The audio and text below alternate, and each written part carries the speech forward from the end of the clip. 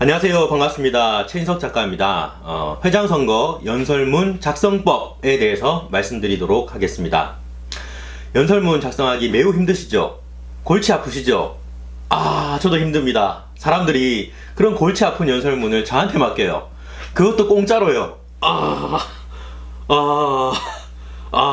네. 최근 제가 이름 개그를 활용한 반장선거 연설문 작성이라는 영상을 올렸는데요. 특히 더 문의를 많이 받았습니다. 사실 이름 개그를 활용한 연설문 작성은 제가 추천하는 그런 연설문은 아닙니다. 그래도 학생들은 그게 재밌나봐요. 신은경이 열심히 일하려고 운동하시는 경? 네. 이런 게 좀 아주 재밌나 봅니다. 하지만 이름이 연설문과 어우러져서 자연스럽게 나오는 이름이 있고 또 안 그런 이름이 있습니다.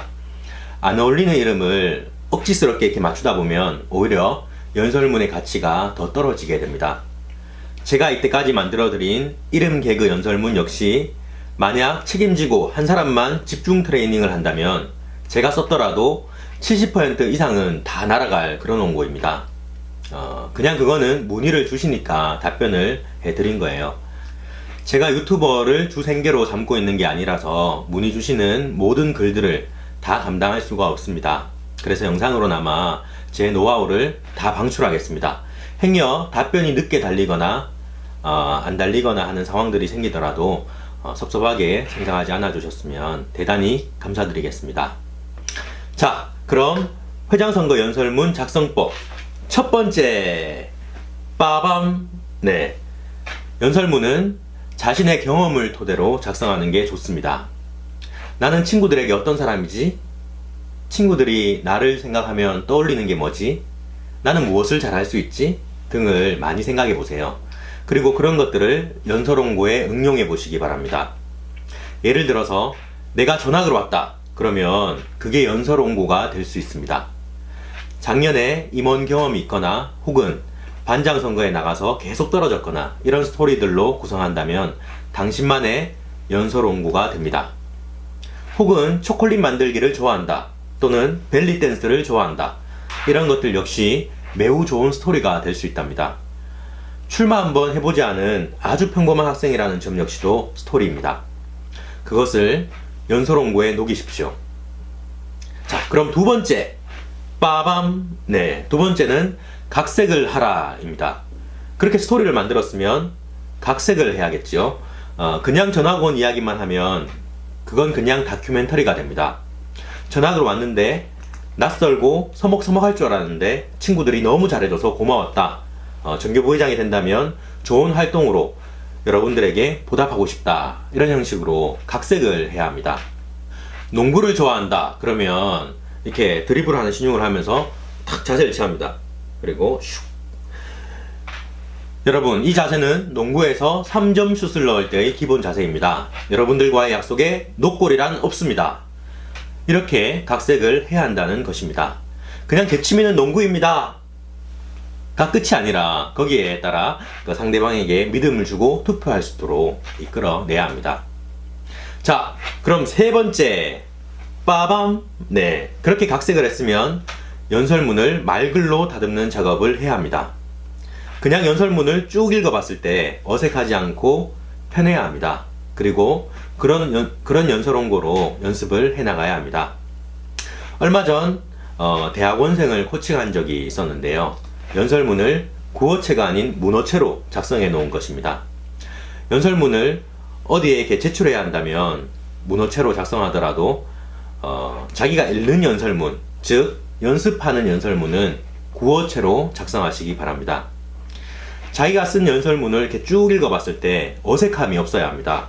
문장이 너무 길어서 호흡이 딸리지 않는지도 생각해 봐야 하고, 더 나아가서는 강약 조절과 리듬감도 고려해 볼 필요가 있습니다. 어디서 강하게 해줘야 할지, 어디서 약하게 해줘야 될지, 그리고 어떤 부분은 조금 빨리 읽고 어떤 부분은 조금 느리게 읽고, 이런 부분들 하나하나 고려해 가면서 연설문을 작성하시기 바랍니다. 네 번째 빠밤. 네, 단어 선정입니다. 간혹 너무 어려운 단어를 마치 다른 학생들도 다 알고 있는 양 써버리면 청중들의 집중도가 확 떨어져 버립니다. 그래서 연설문은 되도록 쉽게 써야 합니다. 굳이 한국말로 써도 되는데 영어로 쓴다거나 하는 것들은 되도록 피해야 합니다. 또는 너무 많이 알려져 있거나 본인과 어울리지 않게 어려운 사자성어를 쓰는 것도 피해야 합니다. 예를 들어 여러분 티끌 모아 태산입니다. 이렇게 하면은 예전에는 괜찮았지만 지금은 내용이 좋더라도 약간 식상한 그런 용어가 될 수 있습니다. 혹은 어떤 학생의 연설 원고에는 여러분 상선약수라는 말이 있습니다. 이런 표현을 썼는데요. 누가 연설 원고를 대신 써줬대요. 네. 그런데 그 학생은 제가 개인적으로 알고 있는 학생인데 전혀 그 고사성어대로 착하게 사는 학생이 아니에요. 약속을 안 지키거나 또 담배를 피거나 하는 걸로 유명한데 그런 연설을 하면 진짜 개그 연설문이 되는 것이죠. 담배를 이렇게 피고 친구들 돈 빌려가서 안 갚는 그런 학생이 여러분 상선약수라는 말이 있습니다. 지극히 착한 것은 마치 물과 같다는 뜻이지요. 이렇게 이야기하면 아주 어색하죠. 네, 이럴 때는 차라리 자기가 조금 그런 삶을 살아왔지만 확 바뀌는 모습으로 이렇게 다가간다 그런 내용을 담는 게 좋습니다. 자, 내용을 정리하면 연설 원고는 너무 어려운 단어는 피하고 명언이나 속담 등을 활용하더라도 너무 자주 사용된 내용 역시 피하는 게 좋다는 것입니다. 딱 들었을 때 와 저런 말이 있었나? 이런 느낌을 들게 하는 게 좋고 차선으로는 아 맞아 저 말 정말 괜찮네 이런 느낌을 줘야 합니다. 근데 여기서도 듣고 또 저기서도 들은 너무 잘하는 것을 그대로 사용하면 자칫하면 막 손발이 이렇게 오그라들 수 있습니다. 네. 유명인들의 명언을 검색해 보시고 특히 추천할 만한 것은 제가 이제 오바마 대통령 연설문 이런 것들은 그래도 조금 새롭지요. 최근 대통령이니까. 아니면 유명 과학자나 또 기술자 이런 사람들이 남긴 말들을 한번 검색해 보세요. 차라리 축구선수 박지성이 남긴 어떤 말이 있다면 그게 나을 수도 있습니다. 혹은 제 저서에는 이런 연설 원고 예시가 있습니다. 여러분 뽀로로는 이런 말을 남겼습니다. 노는 게 제일 좋아. 제가 공부는 못하지만 우리 반이 노는 것 하나만큼은 책임지겠습니다. 네. 이렇게 어떠한 명언이라고 명시되어 있지는 않지만 한 캐릭터의 특징을 잡아와서 그것을 활용해도 됩니다. 요즘 학생들이 좋아하는 오버워치로는 이렇게 만들 수 있겠죠. 여러분, 저는 라인하르트와 같은 존재가 되겠습니다. 어떤 공격에도 끄떡없는 불사의 방패로 여러분들을 지켜드리겠습니다. 이런 형식으로 구성할 수도 있을 것입니다. 자, 그럼 이제 5번째 빠밤. 네, 약간은 자극적인 멘트를 사용하면 좋습니다. 자극적이라고 해서 더럽고 야하고 뭐 이런 이야기를 하라는 것이 아니라 예컨대 주의와 이목을 확 끌만한 내용을 처음 15초 안에 집어넣는 게 좋다는 뜻입니다. 그게 웃기는 게 될 수도 있고 아니면 특이한 소품이 될 수도 있고 방법은 다양한데요. 예를 들어서 이런 연설문을 제가 작성해 준 적이 있습니다.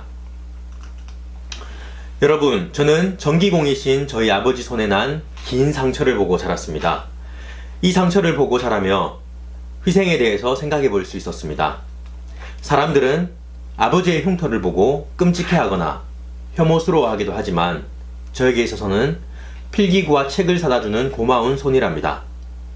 아버지의 손과 같은 반장이 되고 싶습니다. 남들이 봤을 때 인정받지 못하는 상황이 생기더라도 우리 반을 위하는 일이라면 묵묵히 해나갈 수 있는 존재가 되겠습니다. 네.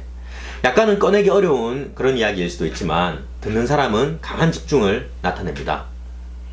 제가 전국구 학교폭력 예방 강사가 될 수 있었던 것도 마찬가지예요. 보통 학교폭력 예방 강사는 주로 다른 사람의 이야기를 하거나 다른 사람의 사례에 대해서 이야기를 합니다. 물론 그것도 좋은 방법인데요. 저는 제 이야기를 꺼내면서 하니까 학생들이 엄청나게 이제 집중을 하거든요. 그래서 제가 먹고 살고 있습니다. 네. 때로는 과감하게 한번 자신의 스토리나 상처 이런 것들도 한번 꺼내보는 것도 매우 좋습니다. 자, 이렇게 5가지 노하우를 말씀드렸습니다.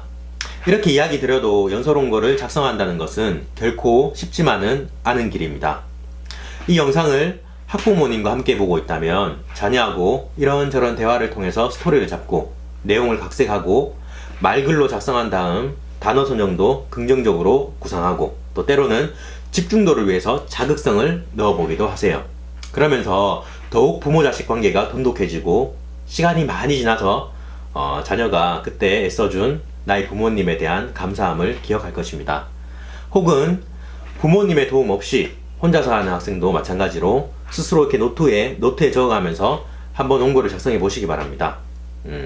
제가 모든 도움을 드리는 것보다 훨씬 더 뿌듯할 겁니다. 그리고 그 효과가 당장 바로는 안 나타나더라도 서서히 나타날 수도 있습니다. 저의 경우로 예를 들면 저는 엄청 내성적인 학생이었습니다. 어느 정도까지 심했냐면 운동회 때 초등학교 때였는데요. 옆에 있는 친구와 어깨 동무도 이렇게 제대로 못할 정도로 내성적이었습니다. 유치원 때는 수업 시간에 선생님 볼에 뽀뽀하세요 하면은 다른 학생들이 이렇게 다 나와서 이렇게 뽀뽀를 했는데 저 혼자 못하고 이렇게 쭈뼛쭈뼛 이렇게 있다가 그 선생님께 혼났던 기억이 아직 생생하네요. 그 유치원 때였는데 네, 아무튼 저는 엄청 그때 부끄러워서 못했었죠. 그런 모습에 저희 어머니께서 엄청난 충격을 받으셨습니다. 그래서 뭐 좋다는 웅변 학원이나 동아구연 뭐 학원 이런 것은 다 보내셨어요. 그리고 어머니께서 직접 저를 교육시키셨습니다. 그런데 그게 한 7년, 8년이 지나니까 뒤에 효과가 오더라고요.